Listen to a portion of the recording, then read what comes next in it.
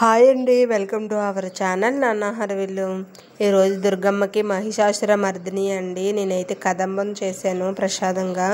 ఒక గ్లాసు బియ్యం తీసుకున్నానండి. ఒక గ్లాసు బియ్యానికి ఒక అర గ్లాసు కొంచెం కందిపప్పు పెసరపప్పు కలిపి ఒక అర గ్లాసు తీసుకున్నానండి. 3 గ్లాసులు నీళ్ళు పోసుకొని కుక్కర్ వేరేగా పెట్టుకున్నాను.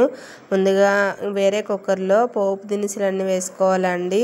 వేసుకున్న తర్వాత నేనైతే కూరగాయ ముక్కలన్నీ తీసుకున్నానండి. పచ్చిమిరపకాయలు, ఎండుమిరపకాయలు. నేను ఉల్లిపాయ వెల్లుల్లి అయితే వాడలేదు అమ్మవారికి ప్రసాదం పెట్టడానికని. టమాటాలు, వంకాయలు, బెండకాయలు, గుమ్మడికాయ ఇవన్నీ ముక్కలు అన్నీ వేసుకొని కొంచెం వాటర్ పోసుకొని ఒక 2 విజిల్స్ పెట్టుకోవాలండి.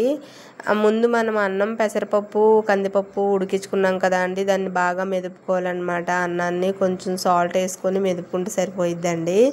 ఇప్పుడు కూరగాయలు ఉడుకుతున్న కుక్కర్లోకి ఇప్పుడు ఈ అన్నాన్ని కూడా వేసేసుకొని చింతపండు మగ్గు వేసుకొని కొంచెం సరిపోకపోతే సాల్ట్, కొంచెం గరం మసాలా పొడి, సాంబార్ పొడి వేసుకున్నానండి. నేనైతే వేసుకొని కొంచెం ఒక 2 నిమిషాలు ఉడకనివ్వాలండి. అంతే కదంబం తయారవుతుంది. చాలా చాలా బాగుంటుందండి. దీన్నే సాంబార్ రైస్ అని కూడా అంటారు. ఈ వీడియో నచ్చినట్టయితే ప్లీజ్ అండి లైక్ చేయండి, షేర్ చేయండి, సబ్స్క్రైబ్ చేయండి. నాన్న హరవిల్లు. జై శ్రీమన్నారాయణ.